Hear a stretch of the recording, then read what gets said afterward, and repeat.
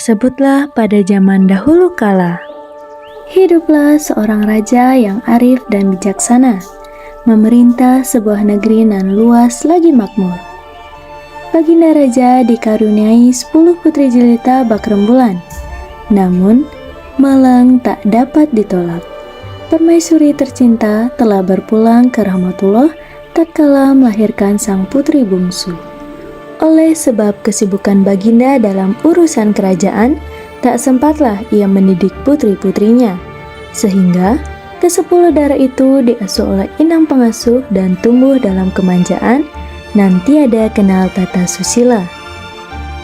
Adapun putri-putri itu dinamai sesuai dengan warna pakaian mereka sehari-hari. Putri sulung diberi nama Putri Jambon, lalu Putri Jingga, Putri Nila, Putri Hijau, Putri Kelabu, Putri Ungu, Putri Merah Merona, Putri Biru, Putri Coklat, dan si bungsu, Putri Kuning.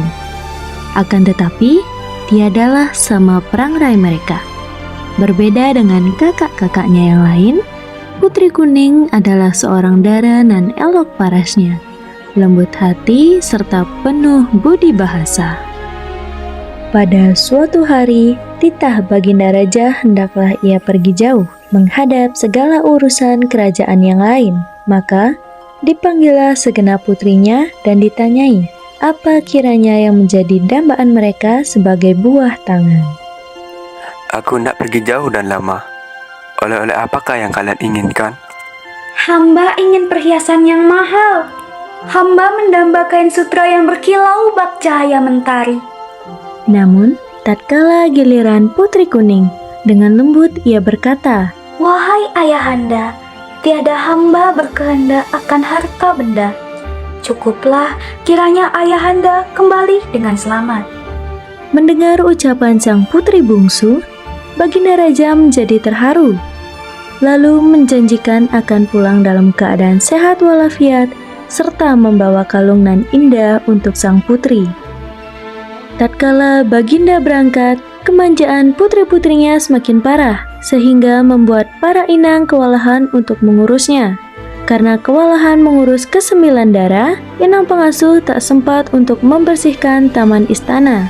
Putri Kuning sangat sedih melihatnya, karena taman tersebut adalah tempat kesayangan sang ayah. Tanpa ragu, Putri Kuning dengan segera membersihkan taman itu. Ke-9 putri lain yang melihatnya hanya bisa tertawa. Lihatlah, tampaknya kita memiliki pelayan baru. Hei pelayan, masih ada kotoran nih.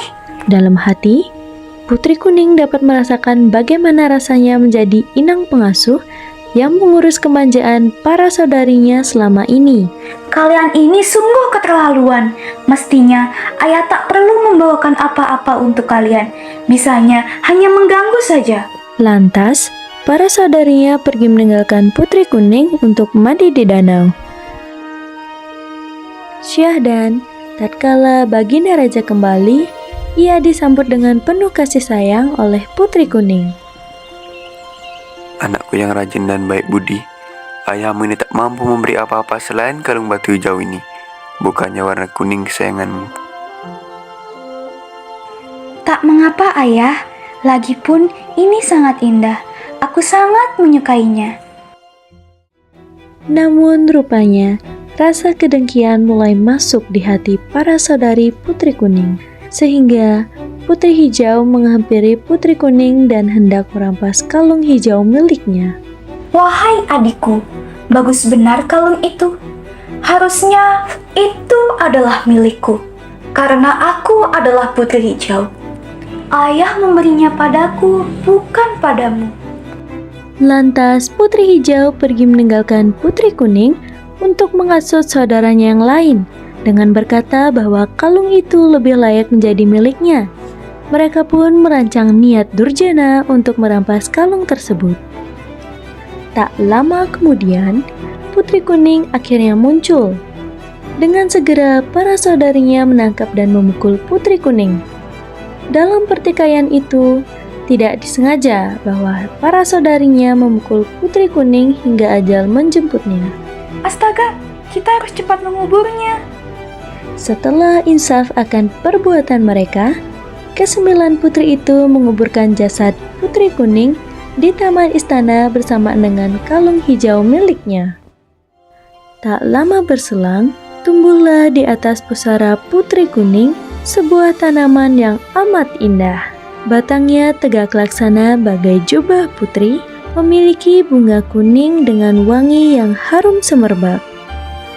Saat sang raja pergi ke taman istana untuk menenangkan diri setelah kehilangan Putri Kuning yang ia tidak tahu kemana perginya, tak sengaja ia melihat tanaman itu.